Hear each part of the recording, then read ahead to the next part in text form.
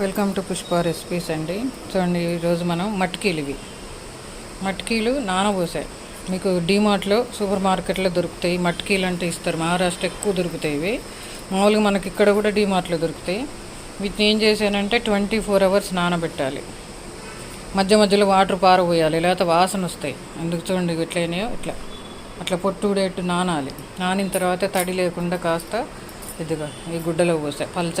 పల్చగా ఉండాలి గుడ్డ. దీంట్లో ఇట్లా మూట కట్టేసి పెట్టాలి.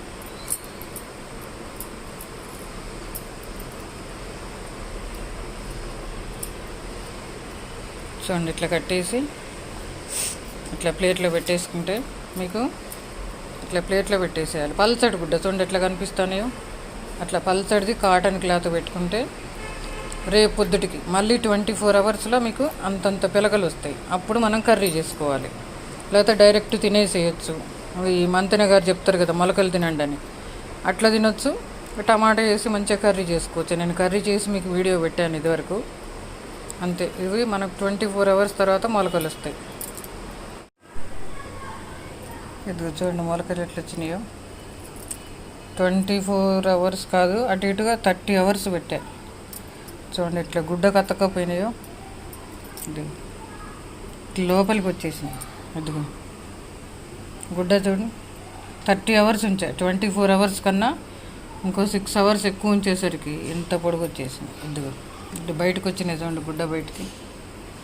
మనం పెసర్లు కానీ శనగలు కానీ ఇవి మట్కీలు అంటే పెసర్లు లానే ఉంటాయి కానీ బ్రౌన్ కలర్ ఉంటాయి. ఇవి మామూలుగా మనం మార్నింగ్ బ్రేక్ఫాస్ట్కి తినొచ్చు. నేను వీటిని టమాటా వేసి కర్రీ చేస్తా, బాగుంటుంది. ఒక ఉల్లిపాయ టమాటా వేసి దగ్గరికి కర్రీ చేస్తే బాగుంటుంది. ఇట్లా చూడండి, ఇట్లా గుడ్డలో కట్టేసి ఒక 24 hours నానాలి. ఒక 30 hours ఇట్లా గుడ్డలో మూట కట్టేసేయాలి.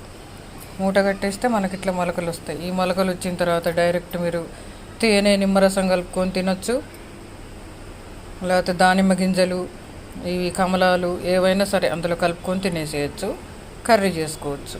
చూడండి ఇట్లా ఏవైనా సరే మొలకెత్తే విధానం ఇది.